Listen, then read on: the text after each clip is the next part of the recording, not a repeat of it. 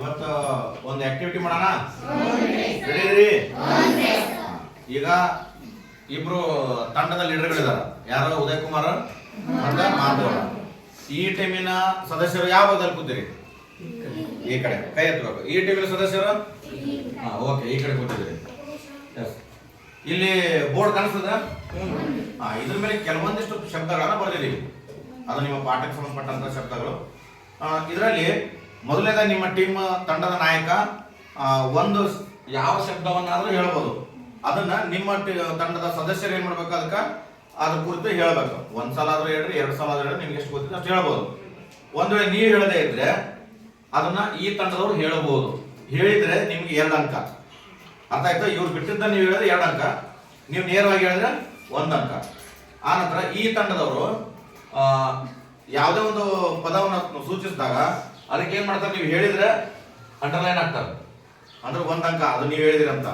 ಈ ತಂಡದವರು 1 ಟಿಕ್ ಹಾಕ್ತಾರೆ, ಅಂದ್ರೆ ನೀವು ಹೇಳಿದಿರಿ ಅಂತ ಅರ್ಥ. ಒಂದ್ ವೇಳೆ ನೀವು ಹೇಳದೇ ಇರುವುದನ್ನ ಇವ್ರು ಹೇಳಿದ್ರೆ ಈ ಅಂಡರ್ಲೈನ್ ಒಳಗ ಇಲ್ಲಾರ್ದ ಗೆರೆ ಹಾಕ್ತಾರೆ, ಅಂದ್ರೆ 2 ಅಂಕ ಅಂತ. ಒಂದು ನೀವು ಹೇಳದೇ ಇದ್ದದನ್ನ ಇವ್ರು ಹೇಳಿದ್ರೆ 2 ಟಿಕ್ ಅನ್ನು ಹಾಕ್ತಾರೆ, ಅಂದ್ರೆ ನಿಮ್ಗೆ 2 ಅಂಕ ಅಂತ. ಅರ್ಥ ಆಯ್ತಾ? ಈ ರೀತಿ ನಿಯಮಗಳಿರ್ತದ. ನಾನು ಸ್ಟಾರ್ಟ್ ಅಂತ ಯಾರು ಹೇಳ್ತೀನಿ ಆ ತಂಡದ ಸದಸ್ಯ ಯಾವ್ದೋ ಒಂದು ಶಬ್ದ ಹೇಳ್ತಾನ, ಅದು ನಿಮ್ಮ ತಂಡದಲ್ಲಿ ಯಾರಾದ್ರೂ ಅದನ್ನ ಹೇಳ್ಕೋಬಹುದು. ಅರ್ಥ ಆಯ್ತಾ? ಹೇಳ್ತೀರಿ?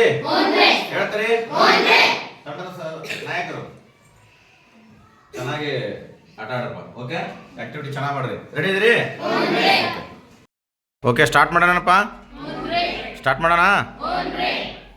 ಓಕೆ, ಮಾಂತಗೌಡನ ತಂಡದಿಂದ ಆರಂಭಿಸೋಣಲ್ಲ. ಮಾಂತಗೌಡ್ರ ಕೇಳ್ರಿ. ಅವ್ರ ತಂಡದ ಸದಸ್ಯರು. ಇಮ್ಮಡಿ ಪುಲಕೇಶಿ ಬಾದಾಮಿ ಚಾಲುಕ್ಯರ ಪ್ರಸಿದ್ಧ ದೊರೆ. ಇಮ್ಮಡಿ ಪುಲಕೇಶಿಯು ಉತ್ತರ ಭಾರತದಲ್ಲಿ ಆಳುತ್ತಿದ್ದ ಹರ್ಷವರ್ಧನನ್ನು ನರ್ಮದಾ ನದಿ ದಂಡೆಯಲ್ಲಿ ತಡೆಗಟ್ಟಿ ಸೋಲಿಸಿ ದಕ್ಷಿಣ ಪಥೇಶ್ವರ ಹಾಗೂ ತ್ರಿಸಾಗರಗಳಿಂದಾವೃತವಾದ ಪ್ರದೇಶದ ಅಧಿಪತಿ ಎಂಬ ಬಿರುದನ್ನು ಪಡೆದನು. Okay, good. ಅಂಡರ್ಲೈನ್ ಹಾಕ್ರಿ ಅದಕ್ಕೆ ಹೇಳಿದ್ದಕ್ಕೆ. ಓಕೆ, ನೆಕ್ಸ್ಟ್ ನಿಮ್ಮ ತಂಡದಲ್ಲಿ ಯಾರು ಹೇಳ್ಕೊತೀರಿ? ಯಾರಾದ್ರೂ ಹೇಳ್ಕೊಬೋದು. ಮೌರ್ಯರ ಸ್ಥಾಪಕ ಚಂದ್ರಗುಪ್ತ ಮೌರ್ಯ. ಚಂದ್ರಗುಪ್ತ ಮೌರ್ಯನ ಮಂತ್ರಿ ಆಗಿದ್ದನು ವಿಷ್ಣುಗುಪ್ತನು ಕೌಟಿಲ್ಯನೆಂದು ಚಾಣಕ್ಯನೆಂದು ಪ್ರಖ್ಯಾತನಾದನು. ಈ ಮೌರ್ಯರ ಅರ್ಥಶಾಸ್ತ್ರ ಎಂಬ ಕೃತಿಯಲ್ಲಿ ಮೌರ್ಯರ ಇತಿಹಾಸವನ್ನು ಬರೆದಿದ್ದಾರೆ. ಓಕೆ, ನೆಕ್ಸ್ಟ್ ಅದು ಅಂಡರ್ಲೈನ್ ಮಾಡ್ಕೊಳಪ್ಪ, ಟಿಕಾಕ್. ಓಕೆ, ನೆಕ್ಸ್ಟ್ ಶ್ವೇತಖಂಡ ಯಾರು ಹೇಳ್ಕೊತೀರಿ? ಅಂಟಾರ್ಟಿಕ್ ಖಂಡದ 98% ಭಾಗ ಹಿಮಾವೃತವಾಗಿದೆ. ಇದರ ಭೂಮೇಲ್ಮೈ ಲಕ್ಷಣಗಳನ್ನು ಮಂಜುಗಡ್ಡೆ ಹಾಳೆಯಿಂದ ಮುಚ್ಚಿಕೊಂಡಿವೆ. ಮಂಜುಗಡ್ಡೆಯ ಪದರವು ಸುಮಾರು 2200 ಮೀಟರ್ ಹೆಚ್ಚು ಮಂದವಾಗಿದೆ. ಹೀಗಾಗಿ ಈ ಖಂಡವನ್ನು ಶ್ವೇತಖಂಡ, ಹಿಮದ ಮರುಭೂಮಿ ಎಂತಲೂ ಹಾಗೂ ಅತ್ಯಂತ ಶೀತವಾಗಿರುವುದರಿಂದ ಶೀತಲ ಖಂಡ ಎಂದು ಕರೆಯುತ್ತಾರೆ. Okay, good. ಅಂಡರ್ಲೈನ್ ಮಾಡಪ್ಪ ಅದಕ್ಕೆ. ಓಕೆ, ನೆಕ್ಸ್ಟ್ ನಿಮ್ಮ ತಂಡ. ಶಾತಖಂಡ ಯಾರು ಹೇಳ್ಕೊತೀರಿ? ಯಾರು ಹೇಳ್ತೀರಿ? ಹೇಳಪ್ಪ. ಶಾತವಾಹನರ ಪ್ರಸಿದ್ಧ ಅರಸ ಗೌತಮಿಪುತ್ರ ಶಾತಕರ್ಣಿ. ಇವನು ಕೊಂಕಣ, ಬಿರಾರ್, ಸೌರಾಷ್ಟ್ರ, ಮಾಳವಗಳಲ್ಲದೆ ಇನ್ನಷ್ಟು ಪ್ರದೇಶಗಳನ್ನು ತನ್ನ ರಾಜ್ಯಕ್ಕೆ ಸೇರಿಸಿಕೊಂಡನು. ಈತನಿಗಿರುವಂತಹ ಬಿರುದುಗಳು ತ್ರೈ ಸಮುದ್ರ ತೋಯ ಪೀತವಾಹನ ಮತ್ತು ಕುಲಯಶ ಪ್ರತಿಷ್ಠಾಪನಕರ ಎಂಬ ಬಿರುದುಗಳಿದ್ದವು. ಈತನಿಂದ ಶಾಲೆ ವಂಶಕ್ಕೆ ಪ್ರಾರಂಭವಾಯಿತು ಎಂದು ನಂಬಲಾಗಿದೆ. ಈತನು ಶಾತವಾಹನರ ಸುಪ್ರಸಿದ್ಧ ಅರಸ ಎಂದು ಕರೀತಾರೆ. Okay, good. ಟಿಕಾಗಿದ್ದೇನಪ್ಪ. ಓಕೆ, ಹಾಗಾದ್ರೆ ಉದಯನ್ ತಂಡಕ್ಕೆ ಎಷ್ಟು ಅಂಕಗಳಾಯ್ತು? ಆಮೇಲೆ ಮಾಂತಗೌಡನ ತಂಡಕ್ಕೆ ನೀ ಕೇಳಪ್ಪ ಈಗ. ರಾಮಕೃಷ್ಣ ಮಿಷನ್ ಯಾರು ಹೇಳ್ಕೊತೀರಿ ಈ ತಂಡದಲ್ಲಿ? ಹೇಳಪ್ಪ. ರಾಮಕೃಷ್ಣ ಮಿಷನ್ 1897ರಲ್ಲಿ ಸ್ಥಾಪನೆ ಆಯಿತು. ಏಳಿ ಎದ್ದೇಳಿ ಗುರಿ ಮುಟ್ಟುವ ತನಕ ನಿಲ್ಲದಿರಿ ಎಂದು ಸ್ವಾಮಿ ವಿವೇಕಾನಂದರ ನೀಡಿದ ಕರೆಯಾಗಿತ್ತು. Okay, good. ಅಂದ್ರೆ ರಾಮಕೃಷ್ಣ ಮಿಷನ್ ಸ್ಥಾಪನೆ ಮಾಡಿದವ್ರು ಯಾರು ಹೇಳ್ತೀರಿ? ಯಾರು ಸ್ಥಾಪನೆ ಮಾಡಿದ್ರು? ಹೇಳಮ್ಮ. ಸ್ವಾಮಿ ವಿವೇಕಾನಂದ. ಕೂಡ. ನೆಕ್ಸ್ಟ್ ಯಾರು ಹೇಳ್ತೀರಿ? ಉದಯ್ ಕುಮಾರ್, ನಿನ್ನ ತಂಡ.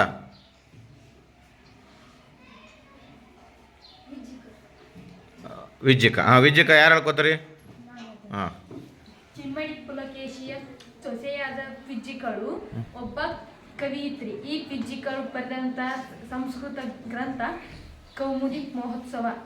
Okay, next Mathugowda. ಗೊಮ್ಮಟೇಶ್ವರ. ಗೊಮ್ಮಟೇಶ್ವರ ಯಾರು ಹೇಳ್ಕೊತೀರಿ ನಿಮ್ಮ ತಂಡದಲ್ಲಿ? ಹೇಳಿಲ್ಲ ಅಂದ್ರೆ ಕ್ವಶನ್ ಪಾಸ್ ಆಗುತ್ತೆ. ನೆಕ್ಸ್ಟ್ ನೀ ಹೇಳ್ತೀಯಾ? ಹೇಳ್ಕೊರಪ್ಪ. ಗೊಮ್ಮಟೇಶ್ವರ ಮೂರ್ತಿಯನ್ನು ನಿರ್ಮಿಸಿದವನು 4ನೇ ರಾಜಮಲ್ಲನ ಮಂತ್ರಿಯಾಗಿದ್ದ ಚಾವುಂಡರಾಯನು ಗೊಮ್ಮಟೇಶ್ವರ ಮೂರ್ತಿಯನ್ನು ನಿರ್ಮಿಸಿದನು. ಗೊಮ್ಮಟೇಶ್ವರ ಮೂರ್ತಿಯು 58 ಅಡಿ ಎತ್ತರ ಇದೆ. ಇದನ್ನು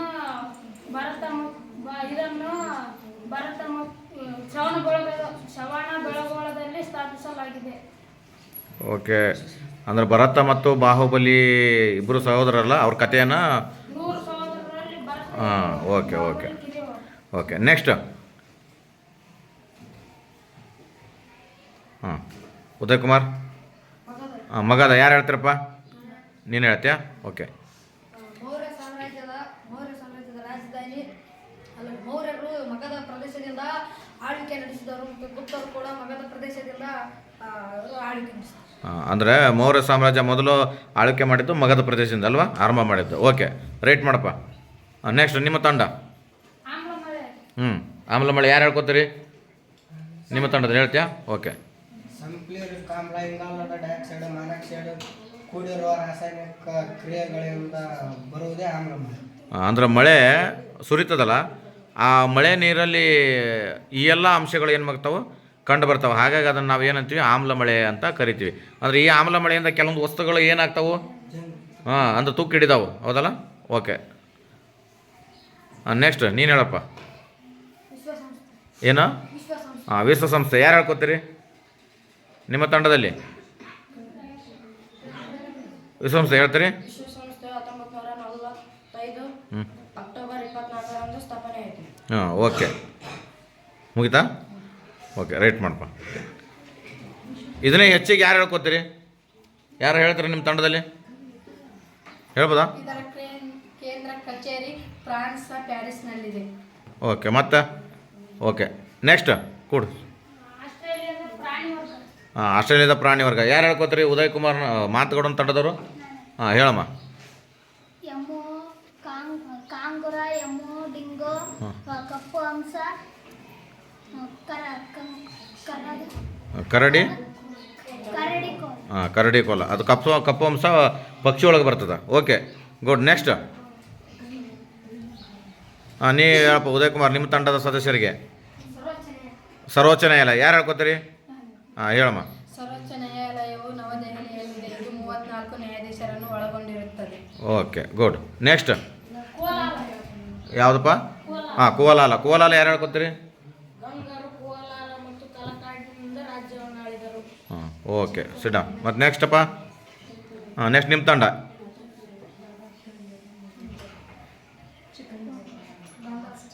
ಯಾವುದು? ಹಾಂ, ಗಾಂಧಾರ ಯಾರು ಹೇಳ್ತೀರಿ? ಕುಶಾಣರು ಗಾಂಧಾರ ಶಿಲ್ಪಕಲೆಯಿಂದ ವಿಕಸಿತಗೊಂಡಿತ್ತು. ಇವರ ಶಿಲ್ಪಕಲೆ ಗಾಂಧಾರ ಶಿಲ್ಪಕಲೆ ಎಂದು ತಿಳಿದು ಬರುತ್ತೆ. ಅಂದರೆ ಗಾಂಧಾರ ಶಿಲ್ಪಕಲೆಯನ್ನು ಪರಿಚಯಿಸಿದಂಥವ್ರು ಯಾರು? ಕುಶಾಣರು ಅಂತ ಹೆಸರು ಬರ್ತದಲ್ಲ. ಓಕೆ, ನೆಕ್ಸ್ಟ್ ನಿಮ್ಮ ತಂಡದಪ್ಪ ಮಾತುಗೌಡ. ಅಲ್ಮಿಡಿ ಶಾಸನ ಯಾರು ಹೇಳ್ಕೊತೀರಿ ಈ ತಂಡದಲ್ಲಿ?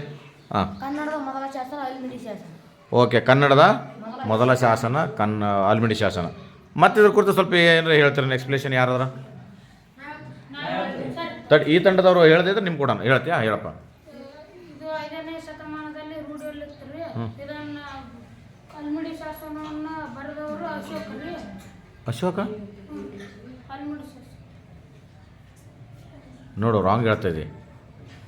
ಅಶೋಕ ಮೌರ್ಯ ಸಾಮ್ರಾಜ್ಯ ಎಲ್ಲೇ? ನಮ್ಮ ಕನ್ನಡದ ಮನೆತನ ಎಲ್ಲೇ? ಕನ್ನಡದ ಮೊಟ್ಟ ಮೊದಲ ಮನೆತನ ಯಾವುದು? ಹಾಂ, ಮತ್ತು ಕದಂಬರು ಎಲ್ಲೇ? This is wrong question, wrong answer. Okay, ಇವ್ರು ಏನಾದರೂ ಹೆಚ್ಚಿನ ಮಾಹಿತಿ ಕೊಟ್ಟರೆ ಇವರಿಗೆ ಅಂಕ ಹೋಗ್ತದೆ, 2 ಅಂಕ. ಓಕೆ, ಹೇಳಮ್ಮ.